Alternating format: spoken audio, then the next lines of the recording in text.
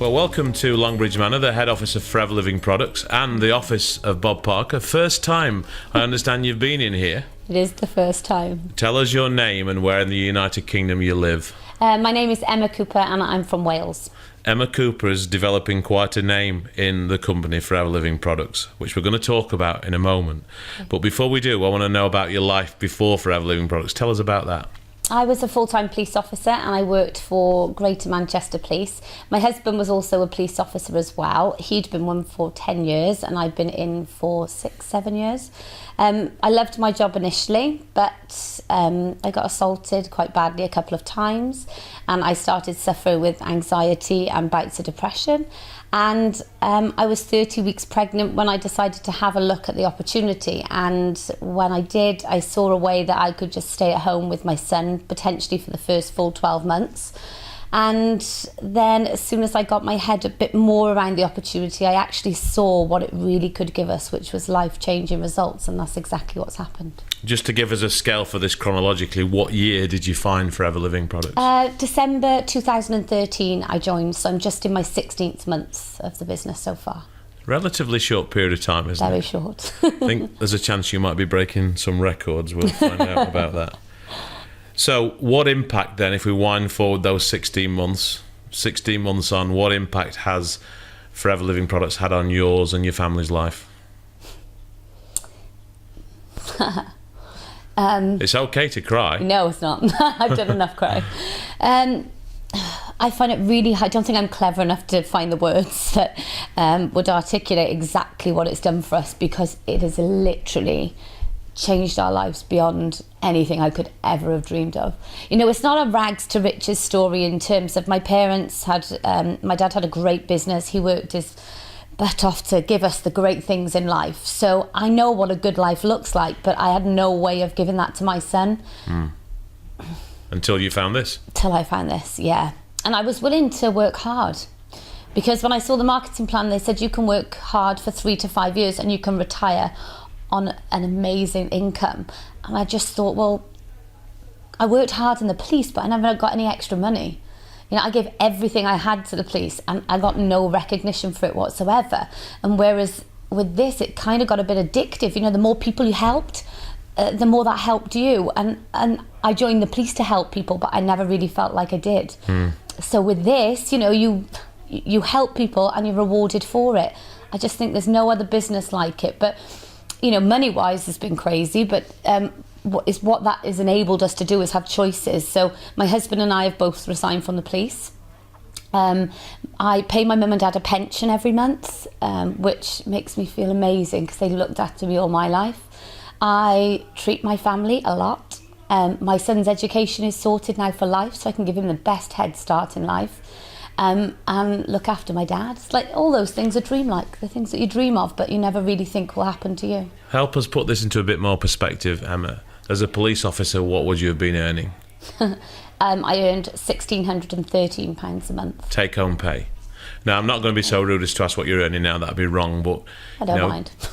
Well, go on then, if you're happy to tell us. Why would I be embarrassed? Because this month it was £40,076. I would have had to work 25 months in the police to earn that. And just so people know that's not a one-off, what pattern have you seen in terms of monthly payments over the last 6 months, let's say? Well, since the last 6 months, my business has grown considerably. So in January 2015, I was earning £14,882. Then the next month it jumped up to 25,500, then 33,000, then 40,000. Just insane. And in between that, I got a chairman's bonus check of which we'll talk about in a minute. But I'm enjoying the story, so stick with me. Okay. Now, what would you put your success down to, Emma? If you had to really think about it, what would you say? I honestly think genuinely wanting to help people. And I'm not just saying it because it sounds good. Genuinely, when I saw this business change in my life, I genuinely want that for the people that are within my team. I want them to know what this feels like. So I'll do anything I can to help them get it. And I genuinely think that helping other people, no matter what, we've been able to do some amazing charity work. And all those things are just giving back. And I honestly think that in life in general, if you come from a place of contribution, you're doing things for genuinely the right reasons, then I think good will happen to you, because I don't think there's any other way. In terms of the level of work that you put in now, what does a typical week look like for Emma Cooper? I work my butt off. But when they said 3 to 5 years, I thought, no, I'll work mega hard, but I'll do it for 2. But I'll work harder than probably anyone else is prepared to work, because it's 2 years out of my life. In the police, I would have had to work another 35 because the pensions changed, so you had to pay in more and get less out and work for longer. So to me, it was a no-brainer. I'm willing to, sacrifice things the next 2 years. But I mean, when you say sacrifice as well, I still get paid to go on holiday twice a year. We get to collect checks, we get ridiculous incentives, and I get to run my business with my husband and my son in my home. So help me out. Help me to understand what a week in your life looks like. Do you take weekends off, or do you work them too? No, I don't take any days off. Fully. Okay, so you work really hard. So to put into perspective, you're achieving almost Premiership footballer wages, but you are working really hard to accomplish that. And I think that level of honesty, I love that from you. Yeah, I can't sit there and say my life is very organised and structured. It's not, it's pretty manic. But So I know it's hard, Emma, but walk me through a typical week. What might a typical week look like? In the morning, I always wake up 7 o'clock and I do my mindset training, because I think your belief has to be spot on. And when you've got a massive team, it's a lot of people relying on you for you to keep your head straight. So I always take that time for myself first thing in the morning. And I also think the first 20 minutes of your day, my top tip would be make sure you're putting in good stuff, because that will affect the spirit of your day. So for me, I'll always listen to my mindset coaching and self-development, because you're never going to be the finished article. You're always a work in progress. So I always do that. Then I will do some online planning meetings. Using webinar, things like that? Yeah, so I get to sit in my own home.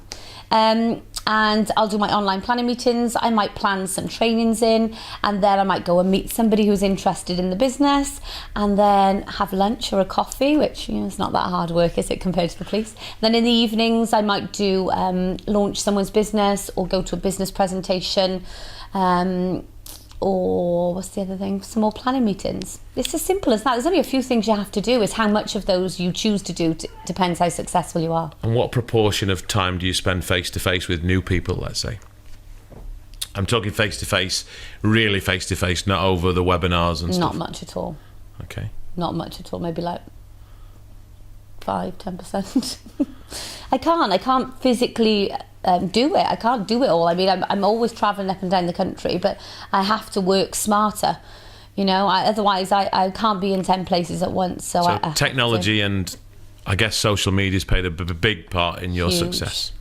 What do you do? What tools do you use to help you deliver the outcome that you're getting?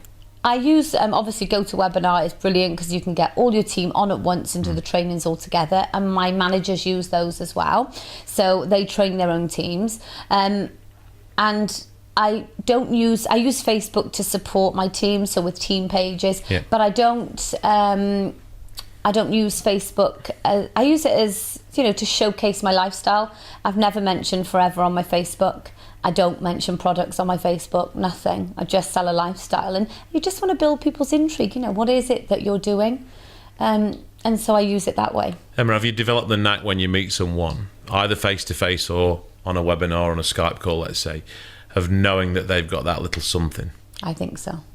I think I can spot a diamond straight off. Whether they believe that they are will depend on how quick or how slow their journey goes. But I can spot one. How much time do you spend on those that are really, really sceptical in the beginning before you sort of think, you know what, I'm going to let you move on? Oh, I don't spend any time. No, I spend no time with sceptical people, because, it took me 4 years. I was offered to look at the business 4 years before I decided to have a look at it and join. Yeah. It's got to be the right time. I don't want anybody in my team who feels like I've convinced them that it's a great thing. If they see it and they saw what I saw, well then brilliant. And if they don't, that's okay. They may one day or they may not. But, you don't want everyone to say yes. What words do people need to say to you then for Emma Cooper to want to sponsor them? I'll do whatever it takes. See, because I think there are two different kinds of people, and anyone who joined my team will know that when they say to me, well, I'm going to give it my best shot, Em, I'm going to give it everything I've got for 12 months, and then if it doesn't work, at least I know I've tried my best, I've just got to give it a shot. And I'll say to them, and they'll vouch for me, don't bother. Don't bother, you're wasting your £200. If it's already bought, send it back. It won't work for you, 1,000,000% it won't. I put my life on it. But if you tell me that I am prepared to do whatever it takes for however long it takes to get to where I need to go, then I will put my life on it that it will 1,000,000% work for you. This is tough, but I think listening to you, you've got the ability to do this. Give me 5 words that describe the people that in your experience are going to be successful. Driven, focused, motivated. You don't have to be confident, but you have to be a great student. So a willingness to learn, and I think someone with vision can see things that, you know, other people can't really see. See a growth in my business. I knew this was all going to happen, and I know that might sound self-assured, and I don't mean it to sound that way, but I could see it in my head. I knew what it felt like. I remember when I earned £1,521.39 in my second month. And I sat at the Celtic Manor with my very best friend, Lisa Prescott, and I said to her, I started laughing, and she said, what's so funny? I said, I'm sat here in all my Primark clothes, and nobody knows I've just earned £15,000 a month. And she was like, you're crazy, you earned 1,500. I'm like, I know, but I feel like I earned 15,000, Lisa. I'm telling you, it's going to happen, and it's going to happen quick. She's like, really? I'm like, I know it. So it's a vision of, you know, that level of belief and that level of vision that, you know, that whatever you picture in your head, you keep it there for long enough and it will happen. I genuinely believe it. 16 months in, You've already achieved extraordinary things. Where do you see it going for you? How long are you prepared to work as hard as you're working now, let's say? Only 24 months I'm working this hard, so I'm 16 down. I'm not very good at maths. And then you'll ease back a little bit, I guess. You carry on, but at a slower pace. Of course. I'll always be there for my team. I can never stop this. I love it. I love this company, honestly. I never thought I would feel like this about anything. And how ambitious are you when you look at some of the big leaders within Forever Living Products, the Ralph Kipps, the Jane Leaches, the Natalie Healeys? People are already talking about you in the same way in some senses. Is that part of you? Do you have an ego? Do you want to be right up there as well? No? No. That doesn't drive me. Someone could say, oh, you're number one in the world. And for me, that doesn't get me excited that I want to get out of bed and work my business. It really doesn't. But if you say, look at this dream home that your son can live in all of his life, and look at this life you can give him, I'll work my butt off for that. That is what really makes me. And just picturing in my head my mum and dad laughing and being completely relaxed, Sean's parents, his sister, just being able to know that everything is taken care of for them. Such clarity in the vision of what you've done and what you want to do, which for me is one of the reasons why you've been so successful. Let's lighten it up a little bit now. I'm going to talk about Singapore. That might make you smile, because as well as all this money you're earning, occasionally you get to go to nice places. In fact, the company insists that you get to go to nice places, and chairman's bonus, we all know what that means. Last time around involved you going to Singapore. How was that experience for you? Again, I don't think I'm quite clever enough to be able to articulate exactly what it was like, because you say nice places. I walked into that hotel having flown business class, which I've never been on business class before, and to be able to pay for my mum and dad to come with us, to get off that plane and to pull up to that hotel that I'd seen on pictures, to walk in the foyer holding my son. And then to be treated like royalty when you're there. You get a credit card with your name on it. That was surreal. And my parents, that credit card with the gift money, I think it was just under $4,000. They didn't have to pay a penny the whole time. That's what they used. Yeah. There was a time I couldn't afford to buy my mum a cup of coffee. Yeah. I couldn't have. Lots of people watching this, Emma, will know that feeling. Yeah. And it petrified me. And she would always have to buy me a coffee. And I'd think, oh, gosh, if I could only just show her how grateful I am. And I think we did that for the first time in Singapore. Wonderful for you to have achieved that. Bonus check on stage in front of several thousand people. The chairman of the company, Rex Morn, hands you a check. What was the amount for in your case? I forgot to take the thing off the front because I'd kept my fingers in my ears, because you can hear backstage how much the checks are. And I genuinely had worked out my check. I told you I wasn't very bright. I worked out that I was going to get 21,000. And that to me is off the wall insane money on top of what you're getting paid a month. It's just crazily generous, And so when I got on there, and then just as I was taking my hands out, I looked up at the screen and heard him say 32,000 something. I was like, no way. And of course my mum and dad didn't know, but they lent us an awful lot of money to be able for us to move back from Manchester when I left the police to Wales. And my dad didn't know that I was taking them because I wanted to hand him my check. And so when I saw that amount, I thought, he's going to die when he sees this. So it was 33,142. And it's just a life changer, I think. Now you've got a team as well. You're a leader now. And I can tell that's so important to you. Yeah. So what did being up there mean as a symbol of achievement after just 16 months for your team? Well, I saw my best friend walk across the stage the day before me for her first check over 12,500. I felt more excited watching that and emotional than collecting my own, because I know that what it did for her and her family. South Africa's just, I'll be a wreck, don't come and find me. Because to watch how many of them will be from my team collecting checks is just going to be incredible. And that is what it's about. Now, I know there are going to be some people who are watching this, and I think they'll see from your emotion and how real it is. They'll also see things that you don't see in yourself, which is the reason why you're being successful. Is you are very articulate and very passionate, and that's why you're being successful, in my opinion. You're a great communicator. But some of the people that don't know you yet could be part of your team. They could work with you. You could teach them what you do. Look down the camera and send a message to those people right now. I think that timing is definitely everything. And if you doubt it, that it might not be the right time, then it's probably not going to be the right time. And I'm very keen to work with people who really want to work with me.